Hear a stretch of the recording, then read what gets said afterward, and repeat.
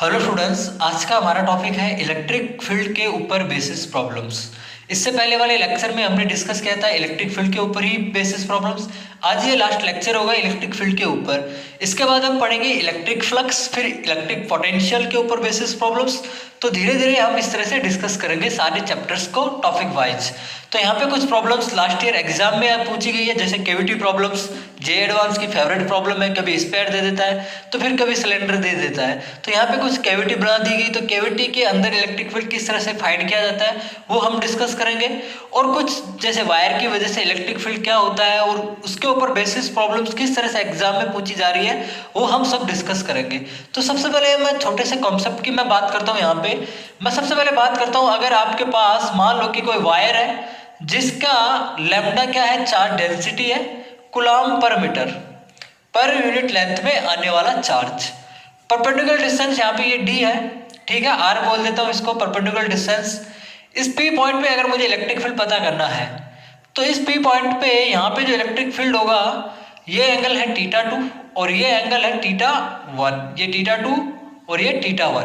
P point पे electric field जो होगा इसके परपेंडिकुलर डायरेक्शन में होगा ई, वो होगा k lambda by r sine θ1 plus sine θ2 हुआ करता है, ये आपको पता होना चाहिए।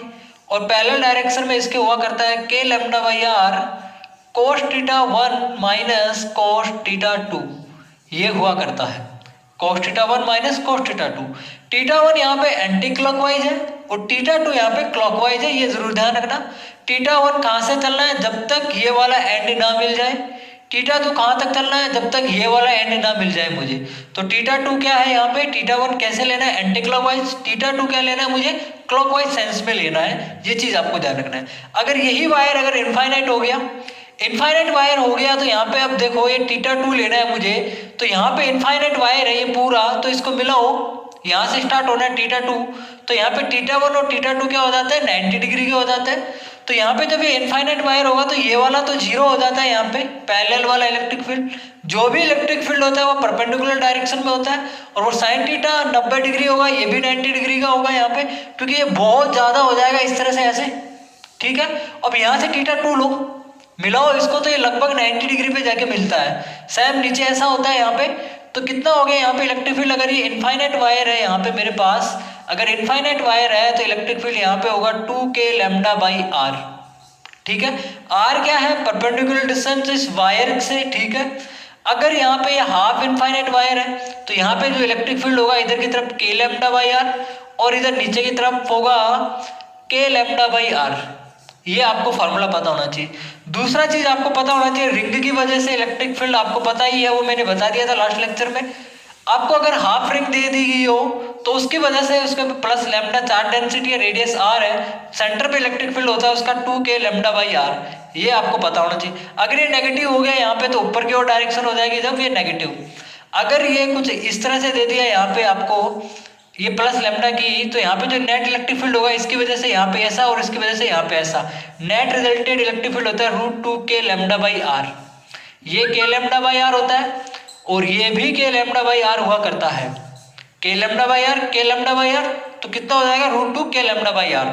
ओके, तो ये फॉर्मूले आपको कुछ पता होना चाहिए, क्योंकि जब भी सवाल में प्रॉब्लम्स पूछी जाती है इस तरह की तो वो इस तरह से पूछी जाती है। जैसे मान लो कि आपको कुछ इनफाइनाइट वायर दे दिया, ये नीचे से इनफाइनाइट है और यहां से ये कुछ इस तरह से मूव कर रहा है ऐसे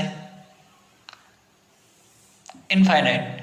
अब आपको पूछ ले कि यहाँ सेंटर पे ये प्लस लैम्डा की रिंग है और ये प्लस लैम्डा है और ये भी प्लस लैम्डा का है, यहाँ पे इलेक्ट्रिक फील्ड बताना है आपको, यहाँ पे इलेक्ट्रिक फील्ड बताना है। तो देखो इसकी वजह से आपको पता है कितना होगा electric field, 2k lambda by r होगा।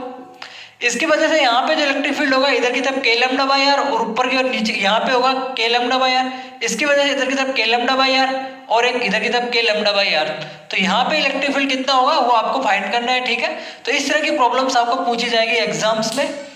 तो ये नॉर्मल प्रॉब्लम्स है जो पूछी जाती है। इनफाइनाइट वायर की वजह से बहुत ज्यादा प्रॉब्लम्स पूछी जा रही है एग्जाम में। फॉर एग्जाम्पल के लिए इस तरह से दे देता है कि दो वायर है और दोनों के बीच का एंगल यहाँ पे कुछ इस तरह से है और यहाँ पी पॉइंट पे इलेक्ट्रिक फील्ड बताना है आपको। यहाँ से डिस्टेंस दोनों की क्या है, सेम है, परपेंडिकुलर डिस्टेंस ये। तो यहाँ पे इलेक्ट्रिक फील्ड बताना है आपको।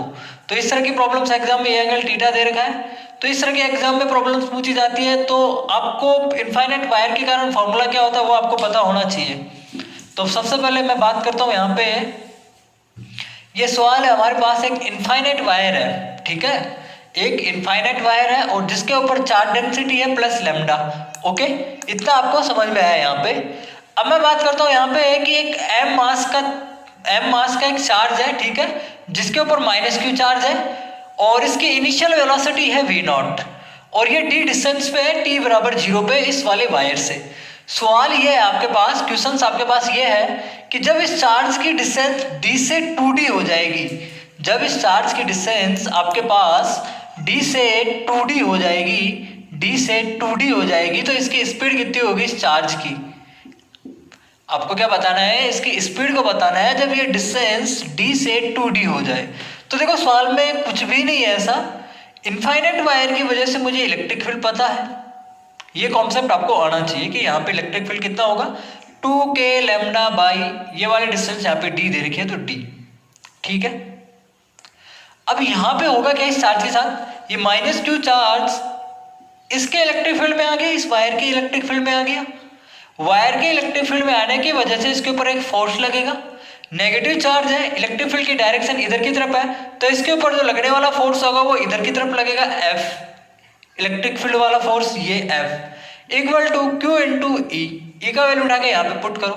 कुछ लोग क्या करते हैं यहाँ पे यहीं पे खत्म कर देते हैं सवाल को, A इक्वल टू F/m कर देते हैं, यहाँ पे F का वैल्यू पता चल गया, E का वैल्यू पटा के, तो ऐसा नहीं करना हमें, क्योंकि यहाँ पे जो ये इलेक्ट्रिक फील्ड होगा ये डिस्टेंस d पे डिपेंड कर रहा है, क्योंकि जैसे इसके पास वेलोसिटी है v0, इस वेलोसिटी की वजह से ये आगे जा रहा है, लेकिन इसके पीछे ऊपर पीछे की तरफ फोर्स लग रहा है। इसका मतलब क्या हो रहा है, ये A अपोजिट डायरेक्शन में है इसका और वेलोसिटी इधर की तरफ है, तो इसकी वेलोसिटी धीरे धीरे कम होगी। एक मोमेंट ऐसा भी आएगा जब इसकी वेलोसिटी 0 हो जाएगी, क्योंकि एक्सेलरेशन इधर की तरफ है, फिर ये यहाँ से वापस इधर की तरफ स्टार्ट हो जाएगा। लेकिन उन्होंने बोला कि जब ये d से 2d हो जाता है तो इसकी स्पीड कितनी होगी वो मुझे बताना है। तो यहाँ पे मैं इक्वेशन ऑफ मोशन यूज नहीं कर सकता। इक्वेशन ऑफ मोशन यूज इसलिए नहीं कर सकता क्योंकि ए कांस्टेंट नहीं है। इक्वेशन ऑफ मोशन तब यूज की जाती है जब हमारे पास एक्सेलरेशन क्या हो, कांस्टेंट हो, लेकिन यहाँ पे मैं ये यूज नहीं कर सकता। तो सवाल में क्या करना है मुझे, जब इसकी स्पीड d से 2d हो जाए, मेरा फोकस यहाँ पे कॉन्सेप्ट पे है, मैं ये नहीं बता रहा कि इसमें क्या करना है आपको।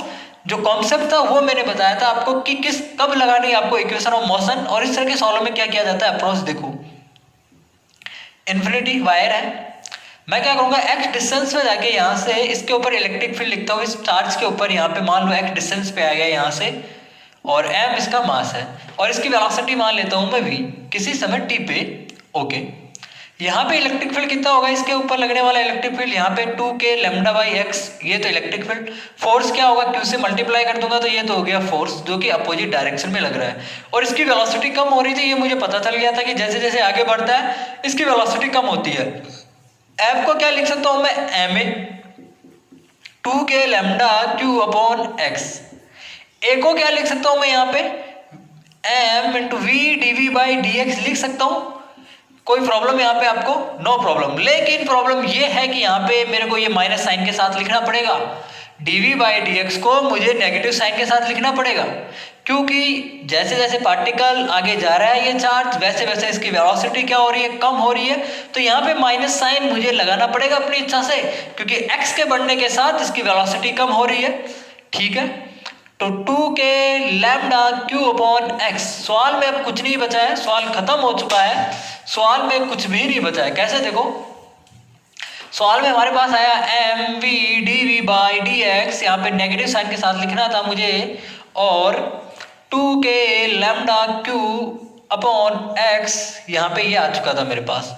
dx को इधर लेके जाओ तो आप यहाँ पे आएगा मेरे पास dx, m को नीचे भेज दो इधर तो ये हो जाएगा ये इस तरह से, और ये हो गया v dv माइनस यहाँ पे equal to 2k lambda q upon m x dx। दोनों तरफ इंटीग्रेशन कर दो। यहाँ पे इंटीग्रेशन कहाँ से कहाँ करना है, जब ये d पे था तो इसकी वेलोसिटी कितनी थी, जब ये d पे था तो इसकी वेलोसिटी थी v0, जब इसकी डिस्टेंस 2d हो जाती है तो वेलोसिटी v मान ली मैंने, तो वो v मुझे पता करनी है, ये v मुझे पता करनी है। इंटीग्रेशन करोगे तो सॉल्व खत्म हो जाएगा।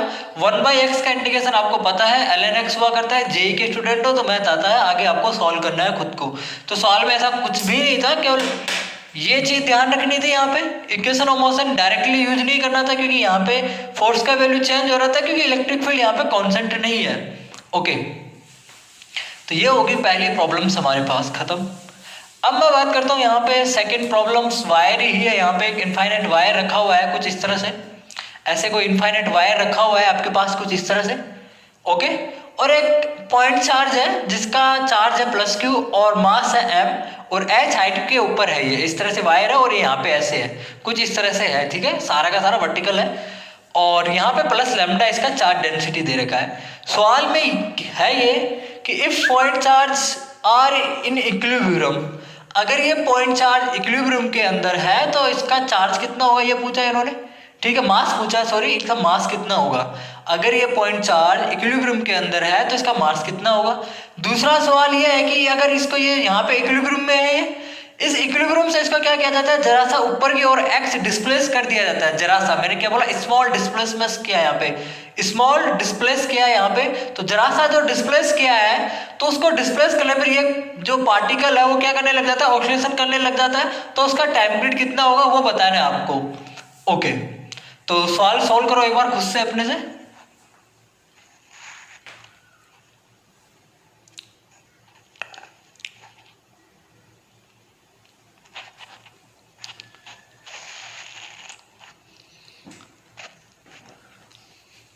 तो हो गया। तो देखो सवाल में करना क्या है आपको, पहले तो क्या है, कंडीशन क्या थी, इक्विलिब्रियम में। इक्विलिब्रियम की कंडीशन क्या है कि रिजल्टेंट फोर्स जीरो हुआ करता है उस ऑब्जेक्ट पे, अगर कोई ऑब्जेक्ट इक्विलिब्रियम के अंदर है तो। ये इक्विलिब्रियम के अंदर है एम वाला पार्टिकल, इस वायर की वजह से यहाँ पे इलेक्ट्रिक फील्ड ऊपर की ओर होगा। ठीक है, और वो होगा 2k lambda upon by H, 2k lambda upon by H. ठीक है, ये तो हो गया इलेक्ट्रिक फील्ड। ये वाला चार्ज इसके इलेक्ट्रिक फील्ड में आ रहा है तो इसके ऊपर एक फोर्स लगेगा और ऊपर की डायरेक्शन में लगेगा एफ इलेक्ट्रिक फील्ड। अगर ये चार्ज रेस्ट इक्विलिब्रियम में है, ठीक है, तो इसके ऊपर खुद के वेट के कारण लगेगा mg, जो इसको बैलेंस कर रहा होगा। क्योंकि इक्विलिब्रियम में है तो F electric field equal to mg होना चाहिए। तो यहाँ पे मैं लिख सकता हूँ electric field force equal to होगा mg के। इलेक्ट्रिक फील्ड क्या लिख सकता हूँ मैं यहाँ पे, q into E, 2k lambda upon by H, और ये चार्ज इसका q इक्वल टू mg। यहां से आपको m का वैल्यू पता चल जाएगा। सवाल खत्म है यहाँ पे। अगला सवाल ये है कि अगर इसको, ये मेन पोजीशन है यहाँ पे, इसकी मेन पोजीशन ये वाली, इससे क्या कर दिया जाता है, जरा सा स्मॉल x, यहाँ पे जो x है वो क्या है, स्मॉल है, स्मॉल x, स्मॉल x, इसको क्या कर दिया जाता है, डिस्प्लेस कर दिया जाता है। तो यहाँ पे ये ऑक्सीडेशन करने लग जाएगा, तो उसका टाइम पीरियड बताना है कितना होगा। तो देखो पहले इसके साथ होगा क्या, ये चीज हमें पता होनी चाहिए कि होगा क्या इसके साथ, इस पर ज्यादा फोकस करना है हमें। ठीक है, कॉन्सेप्ट यहीं से आएगा हमारा कि ये वायर है हमारे पास। ठीक है, ये क्या है, वायर है। अब यहाँ पे h डिस्टेंस पे ये है हमारे पास कुछ, यहाँ पे ये रेस्ट में था तो मैं बोल सकता हूँ इसको मेन पोजीशन है। ये इक्विलिब्रियम रिजल्टेंट फोर्स जीरो था इसके ऊपर, तो मेन पोजीशन जो ऊपर की ओर x डिस्प्लेस करके इसको क्या कर दिया जाता है, छोड़ दिया जाता है। ठीक है, जैसे इसको छोड़ दिया जाएगा तो यहाँ पे होगा क्या इसके साथ, देखो इसके ऊपर खुद के वेट के कारण mg लगेगा और f इलेक्ट्रिक फील्ड ऊपर की ओर लगेगा। इलेक्ट्रिक फील्ड मुझे पता था mg के इक्वल आ चुका था मेरे पास यहाँ पे पहले वाले सवाल में। तो मैं ये बोल सकता हूँ कि जब ये mg तो क्या है, कांस्टेंट है, डिपेंड कर रहा है, ये चेंज होगा, ये चेंज होगा। अब मैं बोल सकता हूँ कि 2k लैम्डा बाई h ये था, और इंटू q। यहाँ पे अगर मैं r कर देता हूँ डिस्टेंस, तो अगर ये r बढ़ेगा तो ये फोर्स कम होता जाएगा। तो मैं बोल सकता हूँ कि mg ज्यादा इफेक्टिव होगा नीचे की तरफ यहाँ पे। तो mg रिजल्टेड फोर्स नीचे की तरफ है यहाँ पे, इस वाले पार्टिकल पे जब इसको x डिस्प्लेस कर दिया जाता है। ठीक है, इतना समझ में आया आपको। यहाँ पे mg रिजल्टेड करेगा, mg यहाँ पे डोमिनेट करेगा, क्योंकि जैसे जैसे पार्टिकल की डिस्टेंस बढ़ाऊंगा यहाँ से, तो ये इलेक्ट्रिक फील्ड जो है वाला फोर्स ये क्या होता जाएगा, कम होता जाएगा। ये चीज हमें पता चल गई यहाँ से।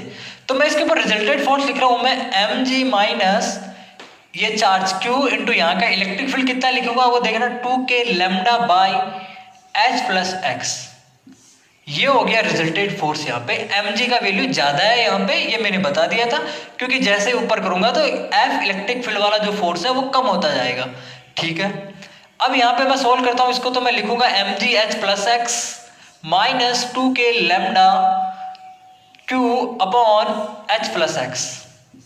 कोई प्रॉब्लम यहाँ तक? अब मेरे पास एक चीज आई थी यहाँ पे कि एम जी इक्वल टू आया था मेरे पास 2k lambda Q upon by H, ये आया था इस वाले सवाल से मेरे पास। तो यहां से मैं इसको ऐसे लिख सकता हूं, इसको इधर भेज दो यहाँ पे, तो आपके पास बनेगा ये M G H equal to 2k lambda Q. यहाँ पे देखो अब सॉल्व करो इसको, M G H plus M G X upon नीचे है H plus X minus 2k lambda Q. ये था 2k लैम्डा की वैल्यू का एम जी एच के इक्वल है, तो ये तो गया आपस में, बचा ये वाली टर्म मेरे पास। तो टर्म जो बची है मेरे पास क्या बची, M G X upon H plus X, resulted force ये बचा मेरे पास। रिजल्टेड फोर्स मेरे पास क्या आया, हमारे पास रिजल्टेड फोर्स जो आया वो आया ये M G X upon H plus X. मैं जानता हूं कि एक्स काफी स्मॉल था एच के कंपेयर में, तो मैं इस नेग्लिजिबल कर सकता हूं यहाँ पे। तो रिजल्टेड फोर्स ऐसे लिख सकता हूं मैं, M G X upon by H, M G H into X लिख सकता हूँ, M G X upon by H लिख सकता हूँ इसको। इतना समझ में आ गया कि रिजल्टेड फोर्स ये है। मैं बोल सकता हूँ कि यहाँ पे रिजल्टेड फोर्स एक्स की पावर 1 के डायरेक्टली प्रोपोर्शनल है, और मेन पोजीशन की ओर भी लग रहा है। देखो यहाँ पे एक्स डिस्प्लेस करता हूँ मेन पोजीशन से यहाँ पे, तो रिजल्टेड फोर्स मेन पोजीशन की ओर ही लग रहा है यहाँ पे, इसके ऊपर इस पार्टिकल के ऊपर रिजल्टेड फोर्स मेन पोजीशन की ओर ही लग रहा है। तो यहाँ से मैं बोल सकता हूँ कि रिजल्टेड फोर्स एक्स की पावर 1 के डायरेक्टली प्रोपोर्शनल और मेन पोजीशन की ओर लग रहा है। तो मैं बोल सकता हूँ कि ये पार्टिकल क्या करेगा, एसएचएम करेगा। तो यहाँ पे ये एसएचएम करेगा, तो मैं बोल सकता हूँ कि एक्स के आगे जो होता था वो के हुआ करता था, और उसको मैं क्या लिख सकता हूँ, एम ओमेगा स्क्वायर लिख सकता हूँ मैं उसको। ठीक है, यहाँ पे एम ओमेगा स्क्वायर का वैल्यू किसके इक्वल आया है, एम जी बाई एच के इक्वल आया, और इसको इक्वल कर दो एम ओमेगा स्क्वायर के, यहाँ से ओमेगा आ जाएगा और टी इक्वल टू होता है 2 पाई अपॉन ओमेगा। सवाल खत्म हो चुका है। यहाँ पे थोड़ा स्पीड में बताया, वो जरूरी था क्योंकि टाइम इतना ही हमारे पास। तो ये सवाल कुछ भी नहीं था, सवाल में एसएचएम की कंडीशन थी। ये चीज ध्यान रखना था कि स्मॉल एक्स डिस्प्लेस किया, तो यहाँ पे उसको नेजिलेबल करना था एच प्लस एक्स से कंपेयर में। फिर ये वाली टर्म मेरे को यहाँ पे यूज की मैंने, तो सवाल में कुछ भी नहीं था। अगला सवाल है कैविटी प्रॉब्लम्स को किस तरह से सॉल्व किया जाता है इलेक्ट्रिक फील्ड फाइंड करने के लिए, कि कैविटी बना दी जाती है और उस कैविटी के अंदर इलेक्ट्रिक फील्ड कैसे फाइंड करते हैं वो सीखेंगे हम। तो इलेक्ट्रिक फील्ड की जितनी भी प्रॉब्लम्स थी यहाँ पे, जितनी पॉसिबल थी वो मैंने करा दी। इसके बाद हम गॉस थ्योरम, इलेक्ट्रिक फ्लक्स वगैरह निकालना सीखेंगे, तो वहाँ पे कुछ प्रॉब्लम्स मैं आपको सॉल्व करा दूंगा।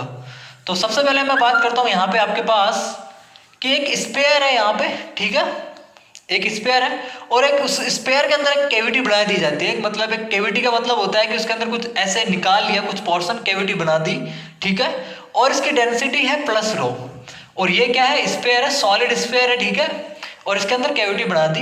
एक पॉइंट पी है कैविटी के अंदर, और इस पी पॉइंट पे आपको इलेक्ट्रिक फील्ड बताना है कि कितना होगा इस इलेक्ट्रिक फील्ड इस पी पॉइंट पे। और ये वाली बड़ा वाला जो स्पेयर है इसका सेंटर C1 है, और जो कैविटी बना दी गई है, जो स्पेयर निकाला गया है यहाँ से कैविटी बना के, उसका सेंटर है यहाँ पे C2, ठीक है। तो आपको देखो किस तरह से सॉल्व करना है कि इलेक्ट्रिक फील्ड निकालने के लिए आपको करना क्या है कि यहाँ पे कुछ नहीं करना सवाल में, ये C1 था और यहाँ से निकाल दी गई ये C2। तो आपको क्या करना है, यहाँ पे ये तो पहले से था आपके पास प्लस रो, ठीक है, ये तो थी इसकी डेंसिटी प्लस रो, यहाँ पे प्लस रो और माइनस रो मान लो। अभी भी तो नेट जीरो है यहाँ पे, अभी भी तो नेट चार्ज डेंसिटी कितनी है यहाँ पे, जीरो है। प्लस रो और माइनस रो मैंने क्या माना यहाँ पे, मान लिया। अभी भी नेट चार्ज यहाँ पे क्या है, जीरो है, ओके। और ये इसका सेंटर C2 था। तो ये हमारे पास कुछ इस तरह से बन चुकी है कि ये तो एक प्लस रो की बन चुकी है एक, और एक यहाँ पे एक मेरे पास माइनस रो की एक छोटा सा स्पेयर बन चुका है। ये दो चीज बन चुकी है हमारे पास। मैं जानता हूं कि सॉलिड स्पेयर की वजह से उसके सेंटर से r डिस्टेंस पे जो इलेक्ट्रिक फील्ड होता है वो होता है रो r अपॉन 3 एप्सिलॉन नॉट हुआ करता है, रो r अपॉन 3 एप्सिलॉन नॉट हुआ करता है। वेक्टर फॉर्म में लिखना है तो इसको वेक्टर फॉर्म में लिख दो, या फिर ऐसे हुआ करता था k Q r upon r cube. r उस स्पेयर की radius, r internal radius, internal centre से r डिस्टेंस पे कितना हुआ करता था इलेक्ट्रिक फील्ड, सेम ये है अंदर इलेक्ट्रिक फील्ड ये हुआ करता था सॉलिड स्पेयर के अंदर, रो r अपॉन 3 एप्सिलॉन नॉट। अब आपको ये पता है, ठीक है, इतना इलेक्ट्रिक फील्ड के बारे में। ये प्लस रो और माइनस रो दो चीज बन गई यहाँ पे, C1 और ये C2।